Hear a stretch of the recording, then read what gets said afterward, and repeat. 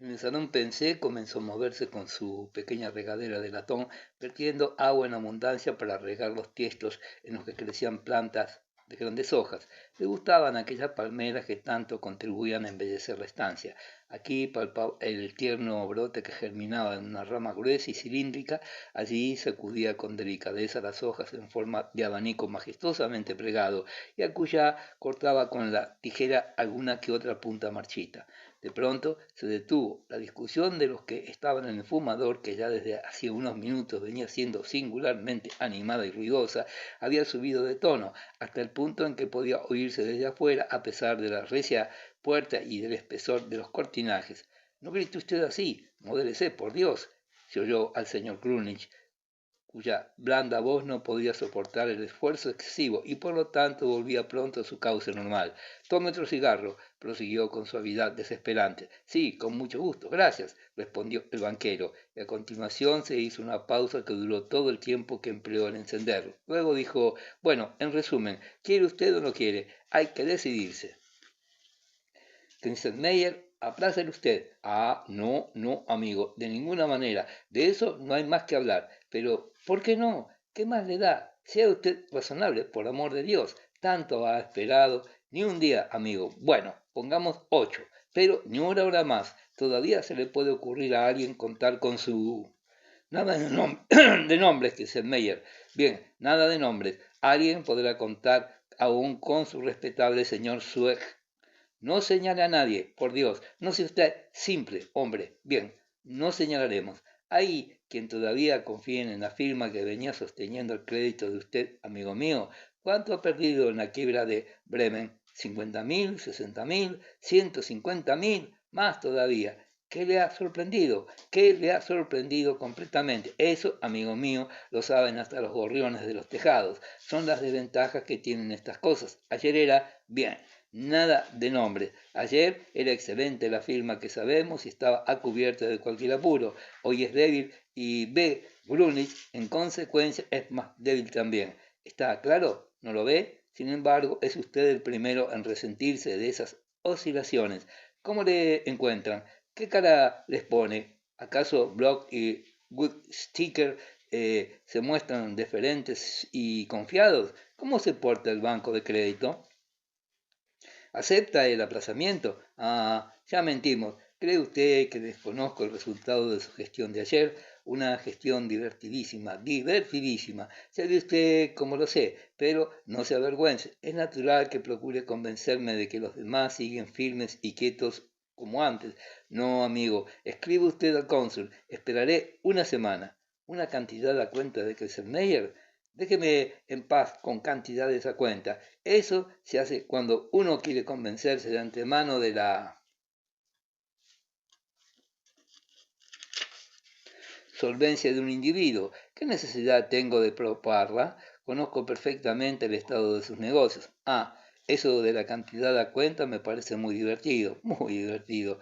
Modere su voz, Kenselmeyer, y no se ría a cada momento de esa manera endiablada. Mi situación es seria. Sí, reconozco que es seria, pero todavía tengo muchas operaciones en marcha. Todo puede resolverse aún satisfactoriamente. Oiga y atiéndame, concédame otro plazo y le suscribo un interés del 20%. Nada de eso, nada de eso. Es ridículo, muy ridículo, amigo mío. No, soy partidario de vender a tiempo. Me ha ofrecido usted primero el 8% y le he dado un plazo. Luego me ha ofrecido un 12% y un 16% y he aceptado otra vez. Hoy, aunque me propusiera un 40%, ni siquiera lo pensaría, amigo, ni siquiera lo pensaría. Desde que Westphal, hermanos de Bremen, se rompieron las narices, cada cual procura liquidar cuanto antes con la firma que sabemos y ponerse en seguridad. Como le he dicho, soy partidario de vender a tiempo. He aceptado sus firmas mientras la de Johann Vanderbroek era una garantía sólida.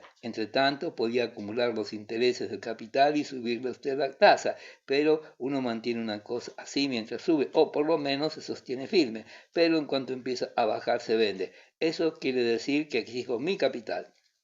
Kinselmeyer, es usted un sinvergüenza. Ah, encuentro muy gracioso ese calificativo.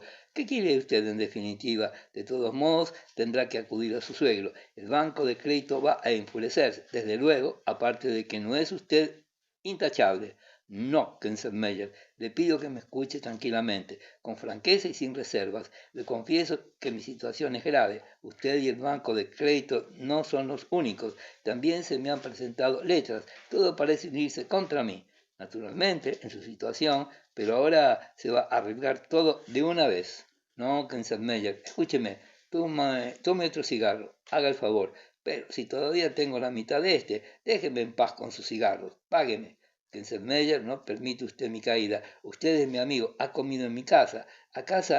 Eh, ¿Acaso no ha comido usted en la mía? Sí, sí, pero no me retiré ahora el crédito, Kinselmeyer. Crédito encima. Pero hombre, ¿está usted desbarrando un nuevo préstamo? Sí, Kinselmeyer, se lo ruego. Es muy poca cosa, una nimiedad. Necesito hacer unos cuantos pequeños pagos para conseguir otra vez consideración y tener un respiro. Ayúdeme y hará un buen negocio. Como le dije, tengo una serie de operaciones en marcha. Todo irá satisfactoriamente. Usted sabe muy bien que soy hombre ingenioso y activo. ¿Sí?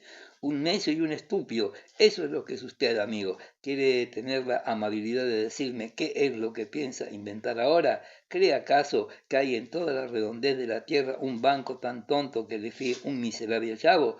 Ah, ¿un suegro? Ah, no. Su obra maestra está allá detrás de usted. Eso se hace solamente una vez, con todo respeto. No, con todo mi reconocimiento. Hable más bajo, diablo. Es usted un necio, activo e ingenioso, sí, pero siempre en provecho de los demás. No ha tenido usted el más mínimo escrúpulo y no obstante nunca supo sacar ventaja de ellos. No ha hecho más que perpetrar granujadas. Su capital es producto de estafas sin cuento y todo para pagarme a mí un 16 en lugar de un 12%. Ha echado usted por la borda su honorabilidad sin sacar el menor provecho. Se cree usted un perro de presa cuando no es más que un pájaro de mal agüero, un bobo, un pobre loco.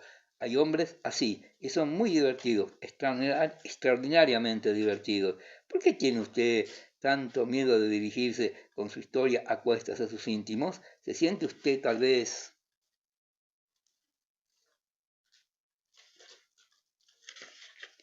disgustado frente a esa idea? Porque hace 4 años tampoco estaban sus cosas en orden, porque no ha jugado usted tan limpio como hubiera debido. Tal vez teme que ciertas cosas, basta que se Selmayr, escribiré, pero si se niega y si me deja caer, entonces haremos una pequeña quiebra, una graciosísima quiebra, amigo mío. Eso, desde luego, no me importa, me tiene completamente sin cuidado. Personalmente, con los intereses que me ha ido pagando, he hecho las paces poco más o menos, y entre los acreedores mi derecho tiene prioridad, amigo. Pierda cuidado que no me quede corto. Estoy perfectamente informado, querido. Por de pronto tengo ya su inventario en el bolsillo. Procuraré que no desaparezca ni una canastilla de plata ni un salto de cama. Kinselmeyer, usted se ha sentado a mi mesa.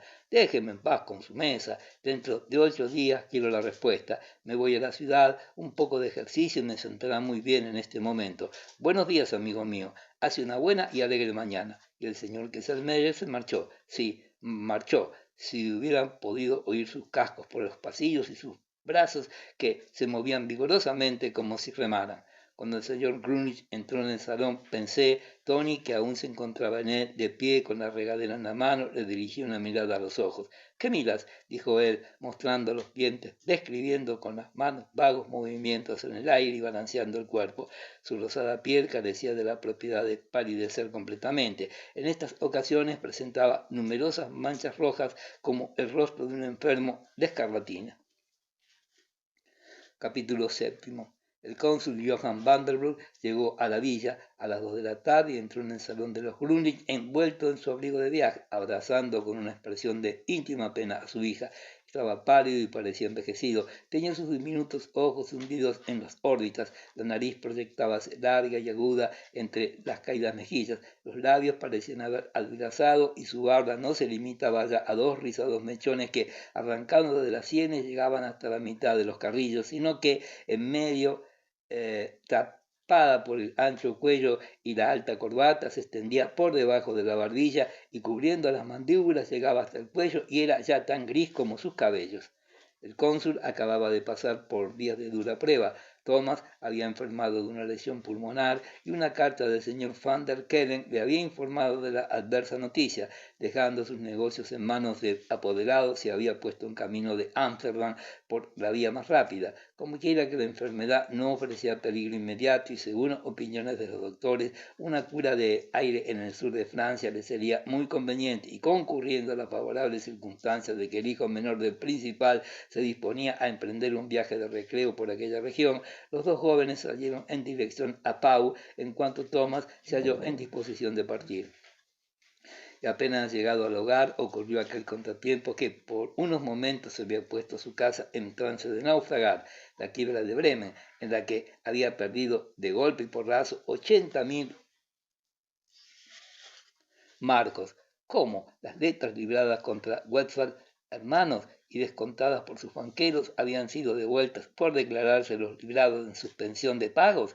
Se cubrió el importe inmediatamente y la casa se mostró sus posibilidades, pagando sin vacilaciones ni tropiezos, pero esto hizo que recayera inmediatamente sobre el cónsul toda la frialdad y la reserva y la desconfianza con que los bancos, los amigos, entre comillas, y las casas proveedoras del extranjero suelen coger tales contratiempos, semejantes mermas en el capital de exportación. Sin embargo, arregló el percance mirando el momento con calma y tranquilizando a todo el mundo. En una palabra, hizo frente a la situación. He aquí que súbitamente, en plena lucha entre un mar de despachos, extractos de cuentas y cartas, llegó una con lo siguiente: Grunlich B. Grunlich, el marido de su hija, se declaraba insolvente y en su larga, confusa y lastimera misiva rogaba, suplicaba, imploraba una ayuda de 100 o 124.000 marcos. El cónsul, después de informar someramente a su esposa, procurando no alarmarla, contestó fríamente y sin comprometerse,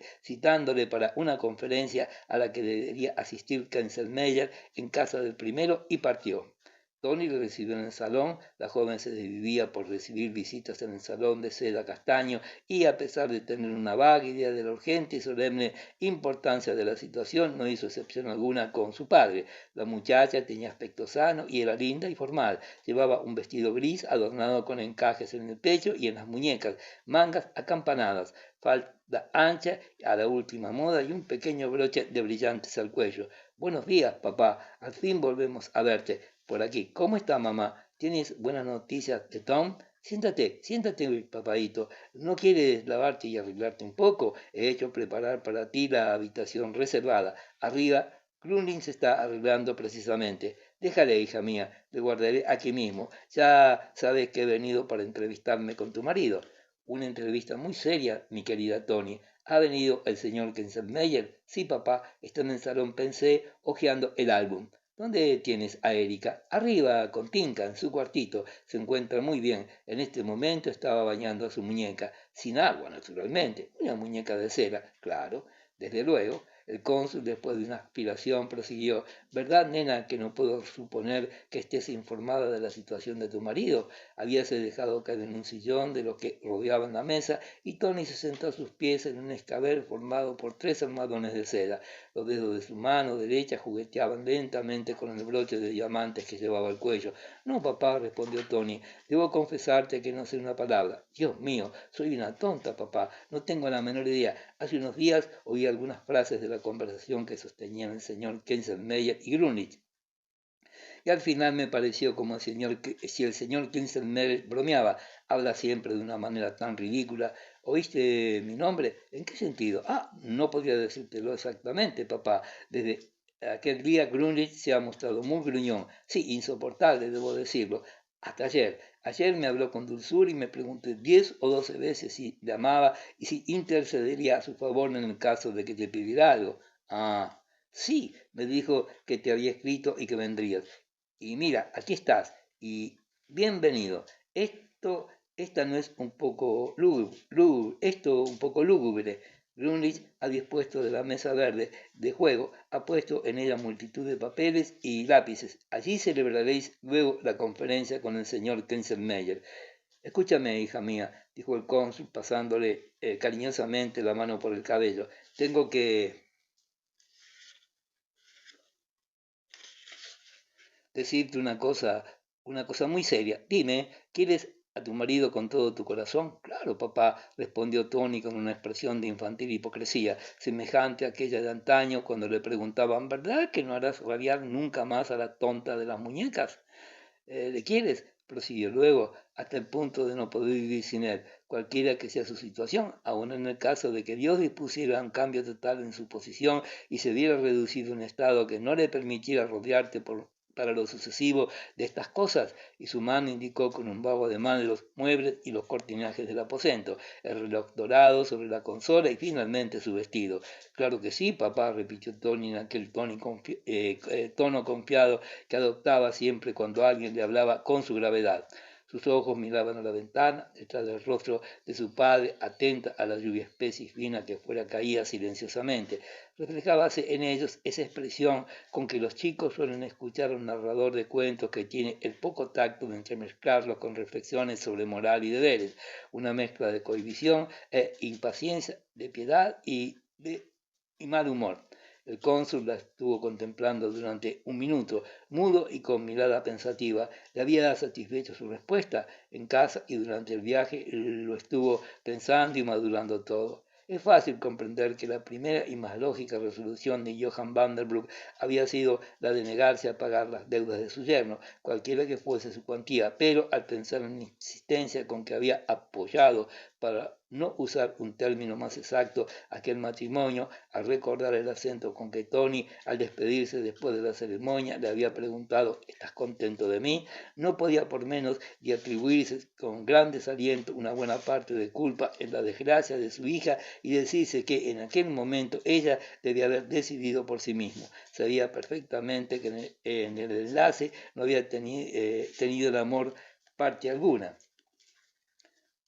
aunque él contó siempre con la posibilidad de que los 4 años transcurridos, la costumbre y el nacimiento de la niña hubieran hecho cambiar las cosas al punto de que Tony se sintiera ahora unido a su marido en cuerpo y alma y que mil razones, tanto cristianas como sociales, apartaran de su cabeza toda idea de separación. En este caso, pensaba el cónsul, no le quedaba más remedio que aportar el dinero necesario. Cierto que los deberes cristianos, así como la dignidad de esposa, exigían que Tony siguiera a ciegas al marido, libremente elegido aún por los caminos de la adversidad, y si se diera el caso de que la muchacha se decidiera en ese sentido, él no se creía con derecho a privarla de aquellos embellecimientos y comodidades que desde la infancia había sido acostumbrada, y menos cuando la culpa no existía por su parte. Por todas estas razones se sintió obligado a evitar la catástrofe, sosteniendo a Grunwich a cualquier precio, pero si no existieran el resultado de sus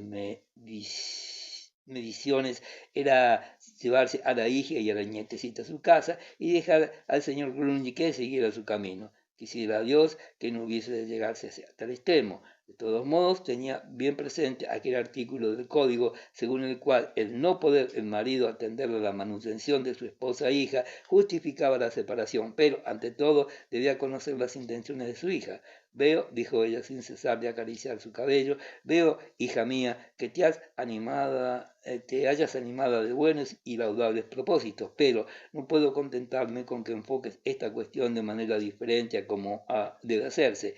Loado sea Dios. Es decir, como hechos, no te he preguntado qué es lo que harías en un determinado caso, sino lo que vas a hacer hoy, ahora mismo. Ignoro hasta qué punto conoces las circunstancias presentes o las sospechas. Por eso me creo en el triste deber de decirte que tu marido se halla en la lamentable precisión de suspender sus pagos, que ya no puede sostenerse comercialmente. Creo que me comprendes. ¿Grunge está en quiebra?, preguntó Tony suavemente, levantándose a medias de su escabel y asumiendo con brusquedad la mano de su padre. Sí, hija mía, replicó él con voz grave. ¿No lo sospechaba? No he sospechado nada en concreto, balbució ella. Entonces Kilselmeyer no hablaba en broma. Prosiguió fijando en uno de los tapices una mirada auricua. ¡Ay, Dios mío!, exclamó de repente, cayendo de nuevo frente al asiento. Hasta aquel instante no desfiló por delante de sus ojos todo lo que encerraba aquella palabra quiebra, todo lo que desde la más tierna infancia había sentido de vago y de horrible al escucharla. Quiebra era algo más espantoso que la muerte, era el escándalo, el derrumbamiento, la ruina, la ignominia, la vergüenza, la desesperación y la miseria.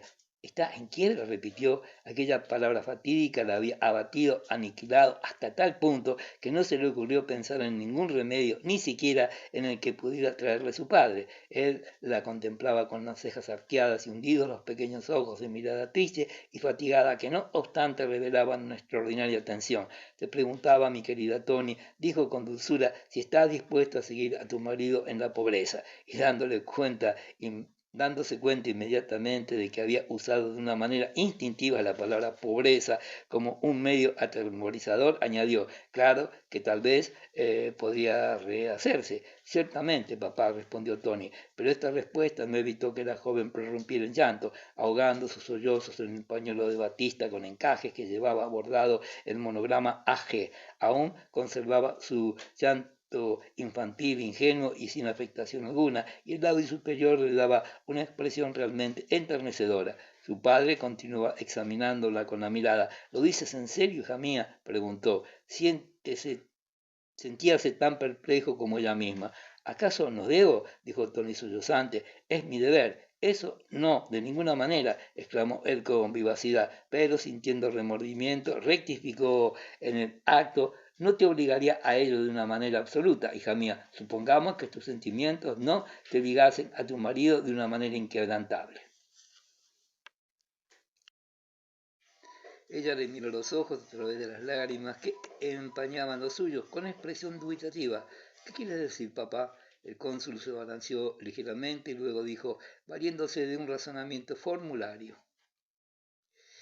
Nena mía, puedes creerme cuando te digo que me sería extraordinariamente penoso describirte todas las injusticias y penalidades que han de traer consigo la desgracia de ese hombre, la liquidación de su negocio, la destrucción de tu casa. Mi más vivo deseo es ahorrarte todas esas desazones y llevarte a nuestra casa con tu hijita. Creo que me lo agradecerás. Tony guardó silencio un instante mientras secaba sus lágrimas. Seguía llorando en su pañuelo que apretaba contra los ojos para disimular la irritación. Luego, en tono decisivo, aunque sin elevar la voz, dijo, papá, ¿Crunich es culpable? Su desgracia es producto de ligereza o mala fe. Es muy probable, repuso el cónsul, es decir, no lo sé, hija mía, hasta haber hablado con él y con su banquero. Tony no pareció haber oído esta respuesta. Inclinada sobre los almohadones de seda, apoyado los codos contra las rodillas y la cabeza en las manos, dejaba vagar sus ojos por la habitación con una mirada ensimismada y soñadora. Ay, papá, dijo suavemente y casi sin mover los labios, ¿no hubiera sido mejor entonces? El cónsul no pudo ver el rostro de su hija, cuya expresión evocaba el recuerdo de cierto atardecer de un día de verano en que la muchacha se hallaba asomada a la ventana de su pequeña habitación en Travesmunder. Uno de sus brazos descansaba sobre la rodilla de su padre, mientras el otro, sin apoyo, colgaba inerte. Aquella mano parecía mostrar una indignación llena de infinita melancolía, una dulce sensación repleta de recuerdos que flotaban allá a lo lejos. Mejor, insinuó el cónsul Vanderblock, si no hubiera ocurrido, ¿qué, hija mía? Se sentía dispuesta a confesar de todo corazón que hubiera sido mejor no haber llevado a cabo aquel matrimonio, pero Tony se limitó a añadir con un profundo suspiro, ah, nada. Parecía encadenada por sus pensamientos, como si divagara, como si hubiese olvidado incluso la quiebra, y el cónsul se vio forzado a decir aquello que hubiera preferido solamente confirmar. Creo adivinar tu pensamiento, mi querida Tony, dijo, y por mi parte no vacilo en reconocer que aquel paso que hace 4 años me pareció en extremo ventajoso y sensato, lo conceptúo hoy desdichado y lo deploro verdaderamente. Creo no ser culpable ante Dios, creo haber cumplido con mi deber al esforzarme en procurarte una existencia de acuerdo con tu origen. El cielo lo ha dispuesto de otro modo. No creerás que tu padre, que en aquella ocasión pusiera tu felicidad en juego ligera e inconscientemente. Grunich vino precedido de inmejorables referencias, hijo de un pastor, hombre de mundo, buen cristiano. Luego tomé sobre él informes comerciales que fueron tan buenos como entonces era posible desear. Hoy he examinado nuevamente la situación. Todo es oscuro, muy oscuro, y exige explicaciones, pero tú no me lo reprochas, ¿verdad, hija mía? No, papá, ¿cómo puedes decirme semejante cosa? No te desanimes, papá, pobre papá, estás pálido. ¿Quieres que te traiga unas gotas de elixir? Expuso rodeándole el cuello con los brazos y besándole en las mejillas. Gracias, dijo él. Bueno, bueno, déjalo, gracias. Sí, llevo unos días muy duros. ¿Qué le vamos a hacer? No me faltan disgustos, son pruebas que me envía Dios, pero eso no quiere decir que no me sienta totalmente exento de culpa, hija mía. Ahora todo depende de lo que respondas a la pregunta que te formulé y que aún no has contestado con la debida precisión. Háblame claramente, Tony. En todos estos años no has llegado a querer a tu marido.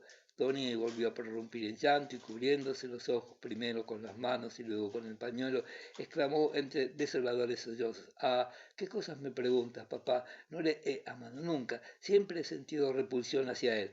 ¿No lo sabes? Difícil tarea sería describir las sensaciones que se reflejaban en el rostro del cónsul.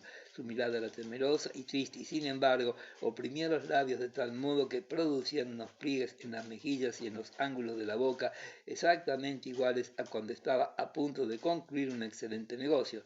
Dijo en voz baja: «¿4 años?». Las lágrimas se secaron pronto en el rostro de Tony. El húmedo pañuelo que apretaba en la mano cayó al suelo. Tony se levantó vivamente y en tono colérico exclamó: «4 años. Algunas veces se ha quedado a mi lado durante las veladas para leer el periódico. En todo ese tiempo, Dios os ha dado una hijita», dijo el cónsul conmovido. «Sí, papá, y quiero mucho a Erika, a pesar de que Crumlin me reprocha que no soy amante de los niños. Nunca me separaría de ella, te lo aseguro, pero Grunlich no, Grunlich no». Y para colmo se declara en quiebra. «Ay, papá, si nos llevaras a casa a mí y a Erika, qué alegría, ya lo sabes». El cónsul volvió a apretar los labios, estaba satisfecho y sin embargo aún le faltaba aclarar el punto principal, pero a juzgar por la decisión que Tony exteriorizaba, el riesgo era mínimo. Con todo, dijo: «Parece que olvidas completamente, hija mía, que podría pensarse en ayudarle y que este auxilio podría prestárselo yo mismo. Tu padre, que ha confesado ya que se reconoce como un tanto culpable hacia ti y que en el caso de que confiaras en él, de que lo desearas, se apresuraría a impedir la catástrofe, cubriría bien o mal las deudas de tu marido y sostendría su negocio». Diciendo esto, la examinaba con extrema atención y los movimientos de sus facciones le llenaban de júbilo, ya que expresaban solo desilusión. «¿Y de qué cantidad se trata en concreto?», preguntó ella. «La cantidad no importa. El caso, hija mía, se trata de una cantidad importante, muy importante». Y el cónsul Vanderbroek acompañó estas palabras de unos gestos afirmativos con la cabeza, como si toda la cólera de sus pensamientos sobre esa cifra le agitara. «No he de ocultarte que la casa, aparte de este asunto, ha sufrido serias pérdidas y que el desembolso de esa cantidad representaría para ella un quebranto del que difícilmente podría recobrarse. No te lo digo por...». No pudo terminar. Tony se incorporó de un brinco, retrocediendo 2 pasos, tomó el pañuelo que había caído al suelo y exclamó: «Bueno, basta, nunca». Había algo de heroico en su aspecto. Las palabras «casa» había dado en el blanco. Es muy probable que esta mágica voz obrara en ella con más fuerza que su propia repulsión por Grunlich. «Eso no lo harás, papá», continuó vehementemente, fuera de sí. «¿Quieres tú también ir a la quiebra? Basta, nunca». En este momento abrió la puerta del pasillo una mano vacilante y entró el señor Grunlich. Jonathan Vanderbroek levantóse con un gesto que claramente quería decir: «Todo ha concluido». Capítulo octavo. El rostro del señor Grunlich presentaba numerosas manchas rojas, pero él estaba correctísimamente vestido. Llevaba una levita negra, holgada, sólida, y un pantalón verde guisante, muy parecido a aquellos que vistiera cuando hizo su primera visita a la Magistranz. Detúvese en actitud desmayada y clavando la mirada en el suelo, dijo con voz débil y abatida: «Padre». El cónsul correspondió a su saludo con una fría inclinación y con bruscos movimientos se arregló los pliegues de la corbata. «Le agradezco que haya venido», continuó el señor Grunlich. «Era mi deber, amigo mío», replicó el cónsul, «y mucho me temo que sea el último que me reste por cumplir en su gestión». Su yerno le dirigió una rápida mirada y adoptó un aire aún más abatido. «Creo», prosiguió el cónsul, «que su banquero, el señor Kaisermeyer, nos aguarda. ¿Qué lugar ha dispuesto usted para la conferencia? Estoy a su disposición». Le ruego tenga la bondad de acompañarme, murmuró el señor Grunich. El cónsul Vanderbroek estampó un beso en la frente de su hija. Ve arriba con tu hijita, Antoine, le dijo, y salió con el señor Grunich, quien ya siguiéndole, abría los cortinajes y así, después de atravesar el comedor, entraron en el salón. El señor Kesselmayer, que se hallaba junto a la ventana,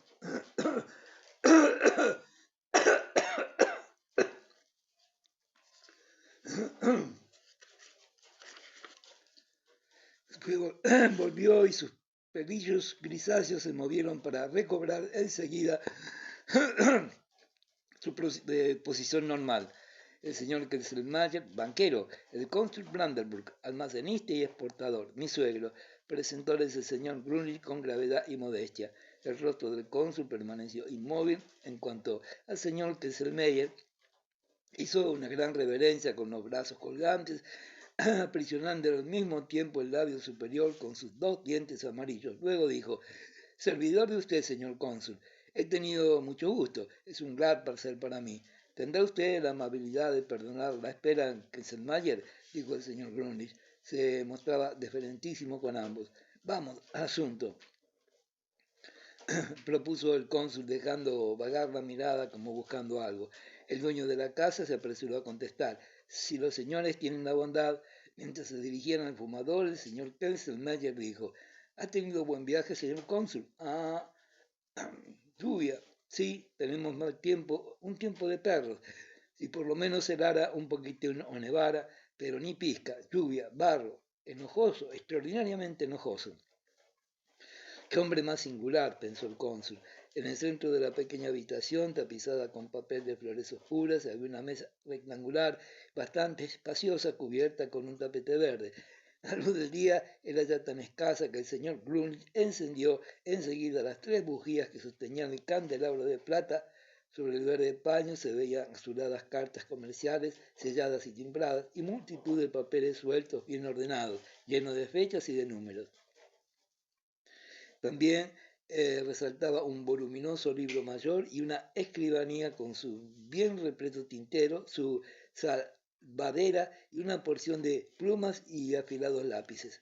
El señor Grunlich hacía los honores con los gestos y movimientos silenciosos, deferentes y comedidos que suelen usarse para cumplimentar a los asistentes a un entierro. Querido padre, siéntese en el sillón, hágame el obsequio, dijo con dulzura. Señor Kesselmayer, tenga la bondad de instalarse aquí. Finalmente todo quedó dispuesto. El banquero, sentado frente al dueño de la casa, y el cónsul en un sillón, presidiendo desde el lado más ancho de la mesa, el respaldo de su asiento tocaba la puerta del pasillo. El señor Kesselmayer se inclinó, dejó colgar su labio inferior, desenredó uno de los cordones que cruzaban su chaleco y colocóse un par de lentes en la nariz, alzándola y abriendo al mismo tiempo la boca desmesuradamente. Luego, con un ruidito enervante, se pasó la mano a lo largo de su corta patilla, se golpeó las rodillas con los puños y mirando los papeles dijo brevemente y alegremente, ahí tenemos todo el repertorio. Usted me permitirá primero que dé una mirada de conjunto para informarme de este estado de cosas, dijo el cónsul echando mano del libro mayor. Pero Grunlich, tratando de impedirlo con un gesto, avanzó bruscamente las manos sobre la mesa, sus largas manos surcadas de salientes venas azules, y con voz emocionada dijo, un solo momento, padre, antes permítame unas palabras de introducción. Sí, va usted a darse cuenta, nada ha de escapar a su mirada, pero créame, conocerá la situación de un infeliz, no la de un culpable. Vea en mí a un hombre, padre, que ha luchado sin tregua contra la fortuna, pero que ha sido derrotado en este sentido. Veremos, amigo mío, veremos, interrumpió el cónsul con visibles muestras de impaciencia, y el señor Grunlich retiró sus manos dejando que la suerte siguiera su camino. Transcurrieron unos minutos silenciosos, largos, terribles. A la luz oscilante de la bujía, los 3 hombres se veían sentados, recluidos entre aquellas oscuras paredes. No se oía el rumor más leve, aparte del crujir del papel al volver de las hojas y el ruido ligero de la lluvia que caía en la calle. El señor Kesselmayer, con los pulgares en las sisas del chaleco, tecleaba con los restantes dedos sobre sus hombros paseando su mirada con indecible regocijo del cónsul a Grunlich. Este continuó sentado sin recostarse, con las manos en la mesa y dirigiendo de cuando en cuando una angustiosa mirada de soslayo a su suegro. El cónsul hojeaba el libro, siguiendo con la ayuda de la uña de su dedo índice columnas y más columnas de cifras. Comparaba fechas y tomaba con el lápiz y en ininteligibles garabatos, notas en un papel. Su rostro tenso en extremo revelaba espanto a medida que iba percatándose. Finalmente, poniendo su mano izquierda sobre el brazo derecho del señor Grunge, exclamó desolado: «¡Pobre de usted!». «Padre», prorrumpió Grunlich, y al desgraciado resbaláronle por las mejillas dos gruesas lágrimas que fueron a perderse en sus rubicundas patillas. El señor Kelselmeyer seguía el curso de aquellas lágrimas con gran interés. Se había incorporado ligeramente y avanzando la cabeza y con la boca abierta no lograba apartar la vista de su rostro. El cónsul Vanderblock sintióse conmovido, predispuesto a la compasión por la desgracia que a él mismo le ocurriera poco tiempo antes. Sentía crecer en su pecho la piedad, pero de pronto volvió a ser dueño de sus sentimientos. «¿Cómo es posible?», dijo agitando desconsoladamente la cabeza, «en tan pocos años». «Juego de niños», replicó el señor Kelsenmeyer con buen humor. «En 4 años puede irse todo al diablo. Cuando uno se detiene a pensar en la seguridad con que Westphal, hermanos de Bremen, era hasta hace poco». El cónsul le dirigió una mirada sentenciante, aunque sin verle ni oírle. No había conseguido dar todavía forma concreta a los pensamientos que le ocupaban. ¿Por qué? Se preguntaba con irritación y sin comprendérselo. ¿Por qué ocurre esto precisamente ahora? Grunlich pudo encontrarse hace 2 años, 3 años en el caso de hoy. Una ojeada lo demostraba, y sin embargo su crédito había sido ilimitado. Había obtenido dinero de los bancos. Habían avanzado sus operaciones, firmas de casas tan sólidas como Bock, el senador, y Gottschalk, el cónsul, y sus giros habían sido aceptados como moneda corriente. ¿Por qué precisamente ahora? Ahora. Y el jefe de la casa, Johann Vanderbroek, sabía muy bien lo que encerraba aquel ahora. Esta avalancha por todos lados, esta total retirada del crédito como si fuese cosa convenida, tramada, esta agresividad general contra el señor Grunlich, prescindiendo de toda consideración y de toda cortesía. No era tan cándido el cónsul para no comprender que en nombre de su propia casa, al casar a su hija, no hubiera favorecido a su yerno, pero era posible que el crédito de éste hubiese dependido de un modo tan completo, tan categórico, tan absoluto de su suegro. Entonces Grunlich no había sido nadie, y los informes que el cónsul tomara y los libros que examinara, fuera como fuese, su resolución de no ayudarle con el más mínimo esfuerzo era más firme que nunca. Allí existía un equívoco. Probablemente Grunlich había especulado con una especie de que su casa estaba solidarizada con la del cónsul. Semejante error, terriblemente extendido a lo que parecía, era preciso destruirlo para siempre. Hasta este Kelsenmeyer iba a maravillarse. ¿Acaso tenía conciencia ese bufón? Saltaba a los ojos la desfachatez con que ese sinvergüenza confiaba en que él, Johann Vanderbroek, no desampararía al marido de su hija, y esto explicaba por qué había ido concediendo crédito y más crédito a Grunlich, en quiebra desde hacía mucho tiempo, obligándole a suscribir intereses usurarios. «Ya es bastante», dijo bruscamente. «Vamos al asunto. Si debo dar mi informe como comerciante, siento tener que manifestar que la presente situación es la de un hombre desgraciado, pero a la vez culpable en alto grado».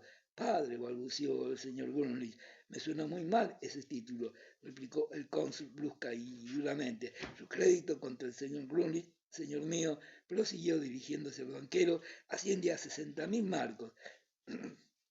Que sumados a los intereses atrasados y acumulados al capital, se convierten en 68.755 marcos con 15 pfennig, respondió el señor Kelsenmeyer.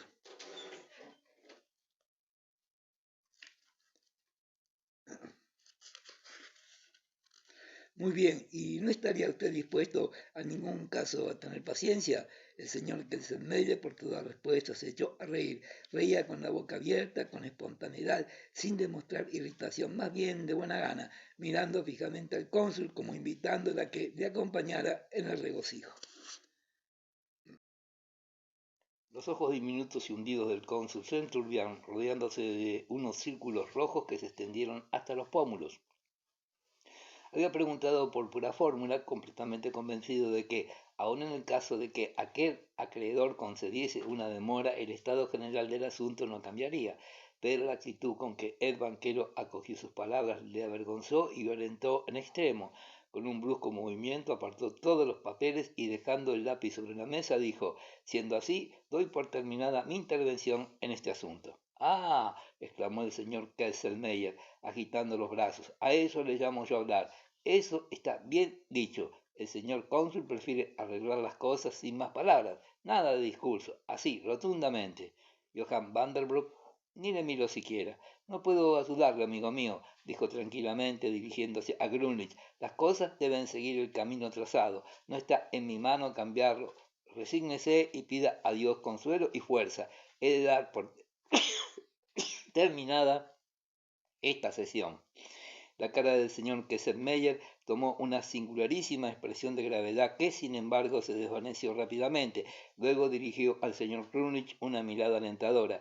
Este permaneció sentado, inmóvil, apretando los dedos contra la mesa con tanta fuerza que se oía el crujir de sus articulaciones. Padre, señor cónsul, dijo al cabo con voz desmayada. No puede usted creer mi ruina, mi miseria. Óigame, se trata en total de un descubierto de 125.000 marcos. Usted podría salvarme. Es usted rico. Considere esta cantidad como le parezca, como última transacción, como la herencia de su hija, como un capital a rédito. Trabajaré. Usted no ignora que soy activo e ingenioso. He dicho mi última palabra, dijo el cónsul. Permítame, ¿acaso no puede usted? Preguntó el señor Kesselmeyer mirándole a través de los lentes que cabalgaban en su nariz. Si me atreviera, sugeriría al señor cónsul que esta sería una magnífica oportunidad para demostrar la pujanza de la firma Johann Vanderbroek. Mejor haría usted, señor mío, dejando que yo cuidara los intereses de mi propia casa. Para demostrar mi solvencia no tengo necesidad de tirar mi dinero a la primera charca. Que no. Eso de la charca es muy divertido, pero ¿no teme usted, señor cónsul, que la situación de su yermo pueda producir en su caso una delicada y falsa, ¿cómo diríamos? Por segunda vez debo recomendarle que deje a mi propia experiencia comercial el cuidado de mis asuntos, replicó el cónsul. El señor Grunich miró perplejo a su banquero y volvió a implorar. Padre, se lo suplico, piense usted lo que hace. ¿Es que se trata de mí solamente? No, yo, al fin y al cabo, puedo hundirme, pero, y su hija, mi esposa, a quien amo, a la que conquisté después de tan reñida lucha, y nuestra hijita inocente, ¿las deja usted también en la miseria? No, padre, no lo soportaré, me mataría. Sí, con mi propia mano me mataría, créame, y ojalá el cielo pueda eximirle de toda culpa. Johann Vanderbroek reclinóse en la silla, el corazón le palpitaba violentamente. Era la segunda vez que los sentimientos de aquel hombre, cuyo aspecto llevaba todo el sello de la sinceridad, venían a clamar en las puertas de su alma. De nuevo tenía que escuchar cómo, al comunicarle la decisión de su hija cuando se encontraba ésta en Travemünde, la terrible amenaza de su suicidio, y de nuevo sentía alzarse ante él aquel vago respeto de su generación por los sentimientos de humanidad que tan en pugna estaban con su sentido práctico de hombre de negocios.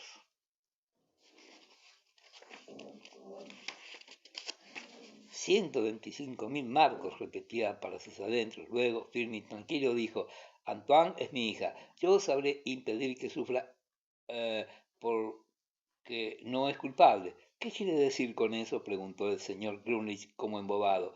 Ya lo sabe usted, respondió el cónsul. De momento nada tengo que añadir y a lo ya manifestado. Se levantó y después de afirmar la silla en el suelo con un brusco golpe, se encaminó a la puerta. El señor Grunlich, sentado, rígido, aniquilado, movía incesantemente la boca de un lado a otro, sin acertar a pronunciar una palabra. La alegría del señor Kesselmeyer se reanimó, coincidiendo con aquel último gesto decisivo del cónsul, fue creciendo hasta sobrepasar todos los límites y llegar a un grado terrible. Cayeron los lentes de su nariz, que se levantaba hacia los ojos, mientras su pequeña boca, que descubría los 2 dientes amarillos estaba a punto de rasgarse, sus manos rojas y pequeñas agitaban el aire, la pelusa se le movía sobre su cráneo y todo su rostro, congestionado por el exceso de hilaridad, adquirió, contrastando con el blanco de sus cortas patillas, un color de cinabrio. Ah, exclamó con voz desentonada, esto sí que es divertido, extraordinariamente divertido. Dese usted cuenta, señor cónsul, de lo que representa hundir en la tumba a un ejemplar de yerno tan hermoso como este. Piense que un ingenio y una actividad como los suyos no los hallará en todos esos mundos de Dios. Ah, ya hace 4 años, cuando nos veíamos con el puñal en el pecho, con el dogal en el cuello, cómo se cotizaron en bolsa los esponsales de la señorita Vanderbroek, y eso que no eran todavía oficiales. Tuvieron un gran éxito, se lo aseguro, y todas mis felicitaciones. Tenselmeyer y yo, el señor Grunlich, agitando convulsivamente los brazos como luchando por rechazar de su vista un fantasma, y precipitándose a un ángulo de la estancia dejóse caer en una silla, escondiendo el rostro entre las manos e inclinándose de tal modo que los extremos de sus patillas le tocaban los muslos. Algunas veces hasta llegó a alzar las rodillas.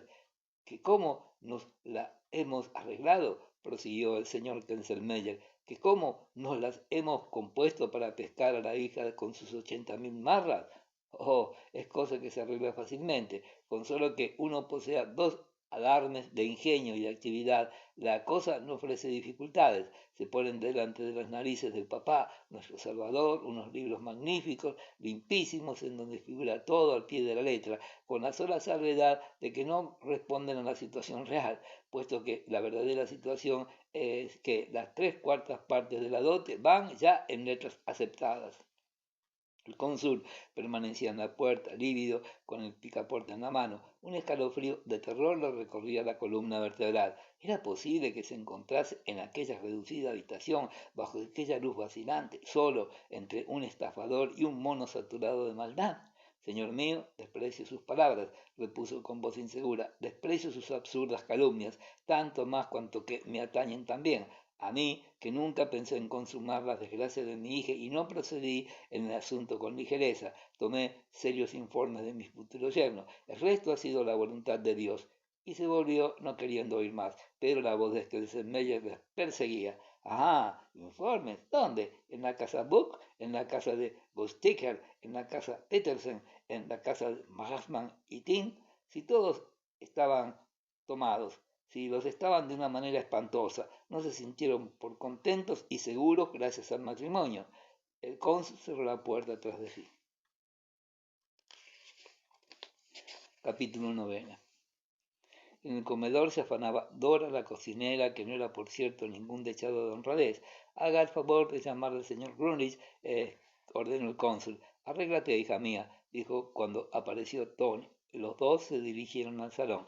Prepárate sin perder tiempo y procura también que Erika esté dispuesta cuanto antes. Nos marchamos a la ciudad. Esta noche la pasaremos en la fonda y mañana emprenderemos el viaje a casa. Sí, papá, respondió Tony. Tenía el rostro encendido y estaba asolada y perpleja. No cesaba de gesticular, llena de apuro y precipitación, como si no supiera por dónde empezar sus preparativos. Parecía aún dudar de que fuera realidad todo aquello. ¿Qué llevaré, papá? Preguntó, dominada por la angustia y la agitación. Todo, todos los vestidos, un baúl o dos. Así, es cierto que Grunich está en quiebra. Dios mío, entonces puedo llevarme mis alhajas. Papá, las muchachas tendrían que marchar si no puedo pagarlas. Hoy mismo o mañana Grunich tendría que darme dinero para los gastos de la casa. Deja todo eso, hija mía. Ya habrá quien se encargue de arreglar esas cosas. Toma solamente lo más necesario. Un baúl pequeño y te enviarán tus cosas. Date prisa. Oye, tenemos...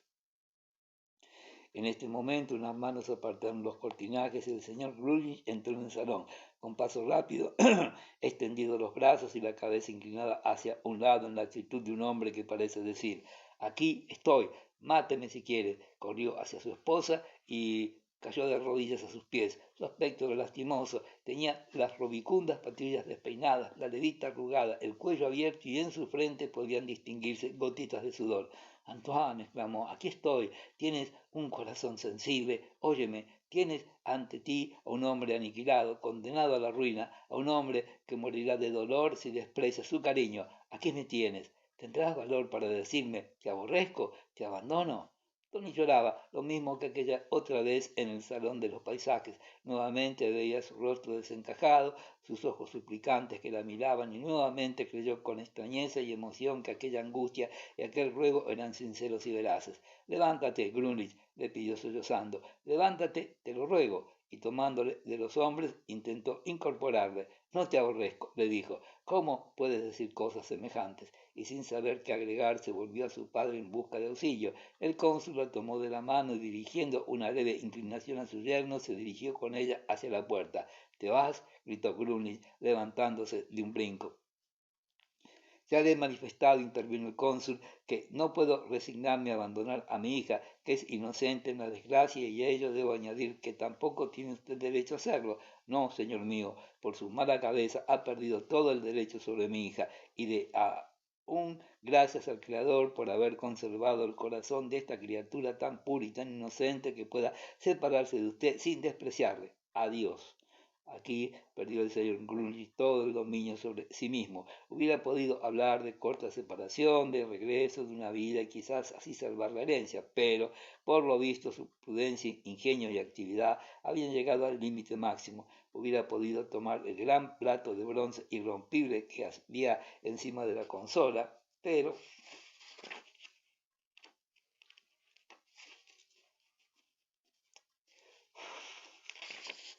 el caso es que cogió un delicado jarro decorado con flores que se hallaba a su lado y lo arrojó al suelo con furia, rompiéndolo en mil pedazos. ¡Ah! Muy bien, magnífico, gritó. Pues vete, ¿crees que voy a lloriquear? Boba, más que boba, pues no, se engaña usted, mi queridísima esposa. Me casé contigo solo por tu dinero, para que lo sepas, y como este hace tiempo que terminó, lo mejor que puedes hacer es volverte a tu casa. Estoy harto de ti, harto. Johann Vandenbroek se llevó en silencio a su hija, luego volvió a entrar solo y dirigiéndose a Grunlich, que con las manos cruzadas a la espalda miraba caer la lluvia a través de la ventana, le tocó levemente en el hombro y con voz lenta y alentadora le dijo, serénese y rece.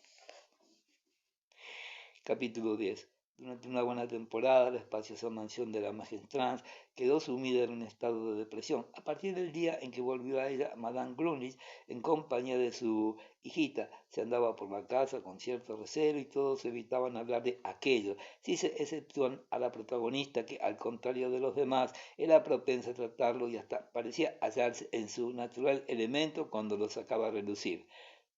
Tony y Erika ocupaban en el segundo piso las habitaciones que en vida de los viejos Vanderbilt habían habitado sus padres. Se sintió un poco decepcionada frente a la negativa de su padre a tener una muchacha para su exclusivo servicio, y en verdad que fue una perpleja media hora aquella en que éste le dijo con cariñosas palabras que de momento no le quedaba otro remedio que vivir retirada, evitando el trato de la sociedad, ya que, a pesar de ser inocente, en la prueba a que Dios la sometía a los ojos del mundo, su situación de esposa separada exigía gran recato y reserva.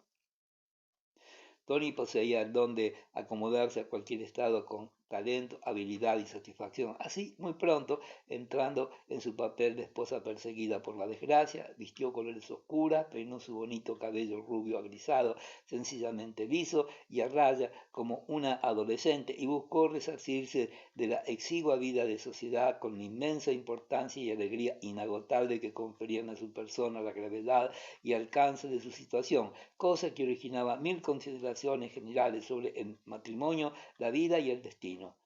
No todo el mundo le daba pie para ello. La consuleza estaba persuadida, claro está, de que su marido había procedido correctamente tal y como el honor dictara.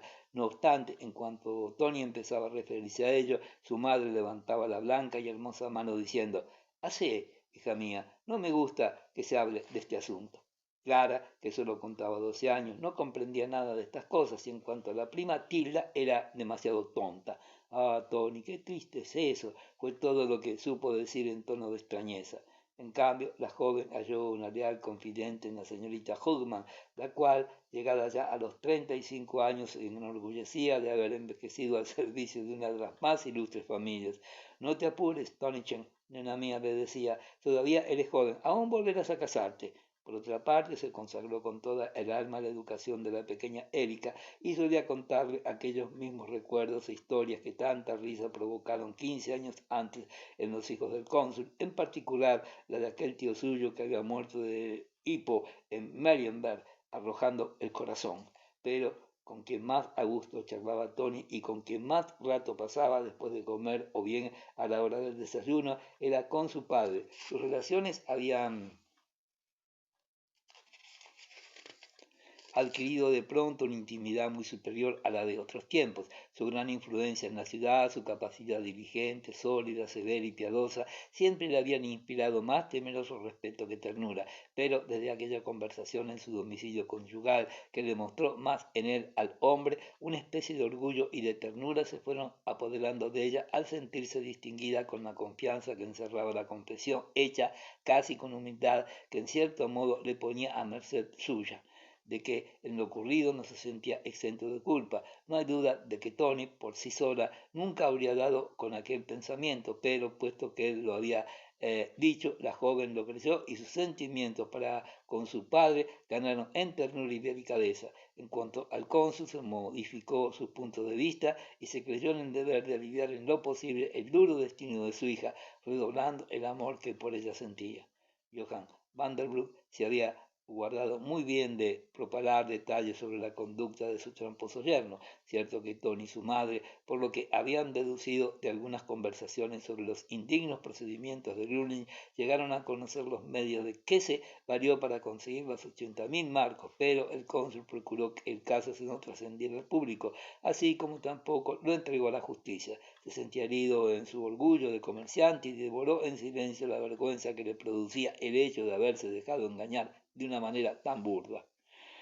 De todos modos, en cuanto fue declarada la quiebra de la casa Grünitz, quiebra que representaba para diversas casas de Hamburgo pérdidas considerables, el cónsul establó resueltamente la demanda de separación y fue principalmente esta y el pensamiento de ella misma, lo que contribuyó núcleo de un verdadero proceso que Tony seguía con un concepto de dignidad indescriptible. Padre decía ya que en semejantes conversaciones jamás llamaba al cónsul papá. Padre, ¿cómo marcha nuestro asunto? ¿Crees que todo irá bien? El párrafo está muy claro, lo he estudiado detenidamente. Incapacidad del marido por sostener a su familia. Será preciso que estos señores lo tengan en cuenta. Si hubiera un hijo, se lo quedaría Grunwald. Otra vez dijo, he pensado mucho sobre mis años de matrimonio, padre, y ahora veo por qué no quería que residiéramos en la ciudad, tanto como yo lo deseaba, y por qué miraba con malos ojos que yo frecuentara la sociedad.